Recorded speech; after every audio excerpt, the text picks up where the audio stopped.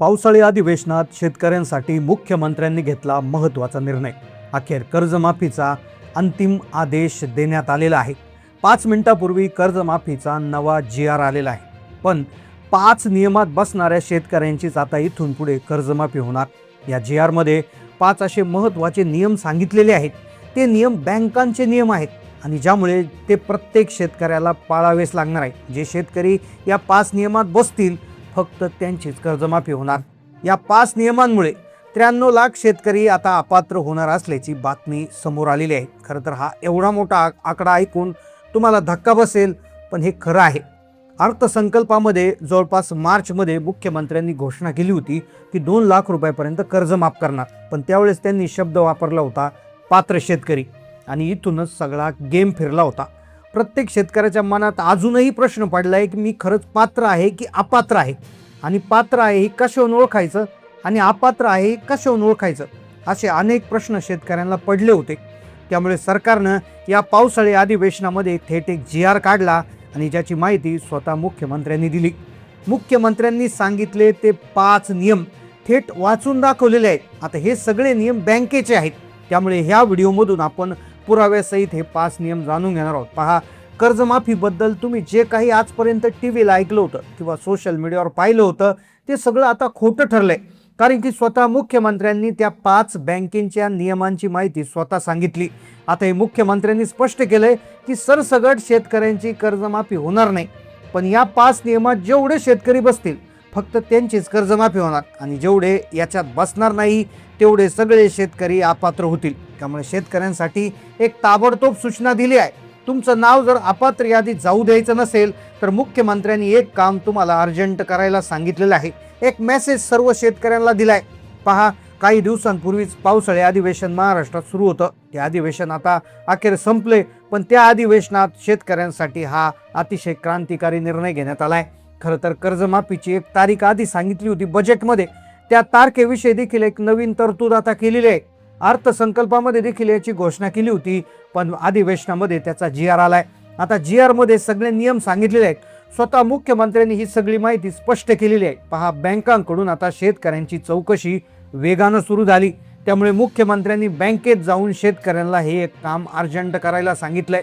तसेच 2 विशेष कागदपत्र देखील बँकेत जाऊन द्यायला सांगितलेले आहेत. पहा, तुमचं जर कर्ज माफ व्हावं असं वाटत असेल तर हा व्हिडिओ अजिबात बंद करू नका, कारण की हा व्हिडिओ जर तुम्ही मध्येच सोडला तर तुमचं प्रचंड नुकसान होऊ शकतं. कालपर्यंत कर्जमाफीच्या विषयी सगळ्या ज्या अफवा होत्या त्या अफवा आता खोट्या ठरल्या. स्वतः मुख्यमंत्र्यांनी समोर येऊन सगळे नियम सांगितलेले आहेत. पहा, हे नियम फार भयानक आहेत.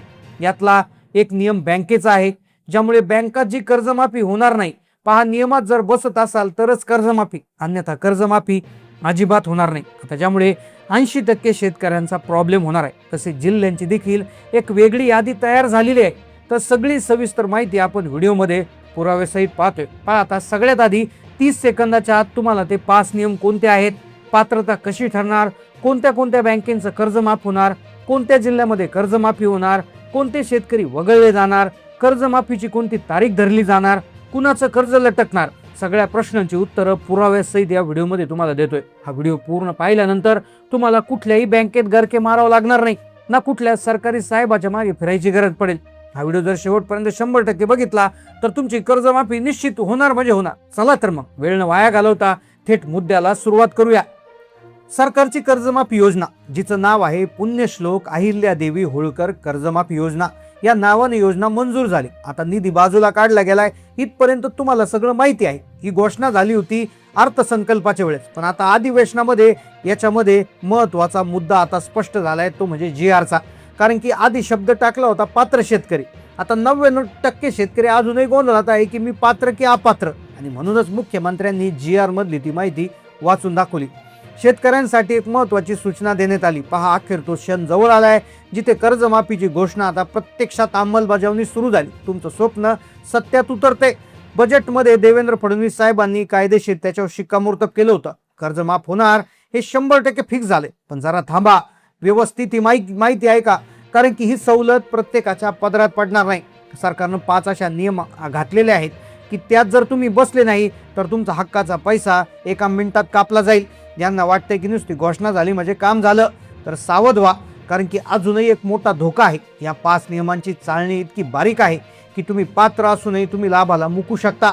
जर तुम्ही बँकेत जाऊन हे काम केलं नाही तर तुमची खूप मोठी अडचण होईल. त्यामुळे हे लक्षात घ्या.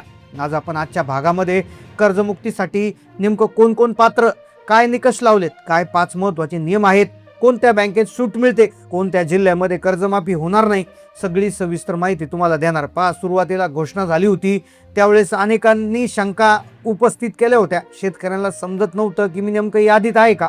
त्यावर मुख्यमंत्र्यांनी 5 महत्त्वाचे मुद्दे सांगितले. आता सगळ्यात पहिला मुद्दा कर्जाचं स्वरूप. पहिला नियम आहे तो नियम आहे की कर्ज सगळेच माफ होणार नाही. शेतकरी वेगवेगळ्या पद्धतीचे कर्ज काढतात. कधी घरासाठी, कधी ट्रॅक्टरसाठी, तर कधी गोठा बांधायला, तर कधी शेतीच्या कामासाठी. तर कोणते कर्ज माफ होणार याच्यावर स्पष्टपणे सांगण्यात आले की ते म्हणजे पीक कर्ज. पीक कर्ज माफ होणार आहे. दुसरं जे टर्म लोन असतं किंवा ज्याला मुदत कर्ज म्हणतात, तर ते कर्ज माफ होणार नाहीये.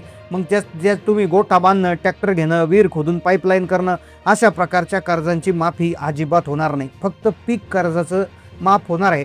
आता दुसरी गोष्ट, आता यासाठी एक तारीख सांगण्यात आलेली आहे. ती तारीख नेमकं कोणती आहे, कोणत्या तारखेपासून कर्ज ग्राह्य धरलं जाणार. आता पूर्वी एक तारीख सांगितली गेली होती. आता त्या तारखेमुळे अनेक ठिकाणी शेतकऱ्यांनी मोठ्या शंका उपस्थित केल्या होत्या, विरोध दर्शवला होता. आता ती तारीख कोणती आहे तर लक्षपूर्वक ऐका. ती तारीख आहे 30 सप्टेंबर 2025. ही तारीख म्हणजे तुमच्या जगण्या मरण्याचा प्रश्न आहे. या 30 सप्टेंबर 2025ला कुठेतरी लिहून घ्या, कारण की या तारखेपर्यंत तुमचं कर्ज थकीत असणं बंधनकारक आहे. लक्षात घ्या. ज्यांनी 1 ऑक्टोबर 2024 नंतर नव्याने कर्ज उचललंय त्यांच्यासाठी धोक्याची घंटा. कारण की 30 सप्टेंबर 2025 पर्यंत तुमचं कर्ज थकीत असणं गरजेचं आहे. आता 5 नियम, त्यापैकी पहिला नियम आहे घरात कुणी सरकारी नोकरीला नसावं. त्यानंतर कुणी माजी आमदार, खासदार, म्हणजे पॉलिटिक्समध्ये कुणी सक्रिय नसावं. त्यानंतर पुढची गोष्ट, तुमच्या 7 बाऱ्यावर क्षेत्र 2 हेक्टरच्या आत असलं पाहिजे, प्रामाणिक. आणि दुसरी गोष्ट, तुम्ही जर प्रामाणिकपणे हप्ते भरले असतील 50,000चा बोनस. जिल्ह्याचा विचार केला तर छत्रपती संभाजीनगर जिल्हा, त्यानंतर जालना जिल्हा, त्यानंतर बीड, त्यानंतर धाराशिव जिल्हा, त्यानंतर लातूर, त्यानंतर परभणी जिल्हा, त्यानंतर हिंगोली आणि नांदेड जिल्हा. आणि त्याचबरोबर अहिल्यानगरला पहिला मान मिळण्याची शक्यता आहे. त्यानंतर मग विदर्भ, मराठवाडा, कोकण, अमरावती विभागात वाऱ्यासारखं वाटप होणार आहे. आता शेतकऱ्यांना एक कागदपत्र सांगितलंय. ते कागदपत्र म्हणजे farmer I D card. Farmer I D card असणं खूप गरजेचं आहे. फार्मर आय डी कार्ड जर नसेल तर ॲग्रीस्टॅकमध्ये तुमचा डेटा उपलब्ध नसेल, आणि ॲग्रीस्टॅकमध्ये डेटा नसेल तर तुमचे पैसे कसे पाठवणार असा प्रश्न इथे निर्माण झाला आहे. त्यामुळे इथे फार्मर आय डी कार्ड काढणं खूप गरजेचं आहे. साधारणपणे आता अधिवेशनामध्ये आदेश देण्यात आले आहे, त्यामुळे लवकरात लवकर बँकांकडून पैसे जे आहे तर ते माफ व्हायला सुरुवात होणार आहे. तर तुम्हाला आत्तापर्यंत तुमचं कर्ज माफ झालं आहे का, तुम्ही ॲग्रीस्टॅकवरून आधार जे फार्मर आय डी कार्ड काढले का, नक्की कमेंटमध्ये कळवा. कोणत्या जिल्ह्यातून हा व्हिडिओ पाहत आहे नक्की कमेंटमध्ये लिहा. चॅनलला नवीन असेल तर सबस्क्राईब करा.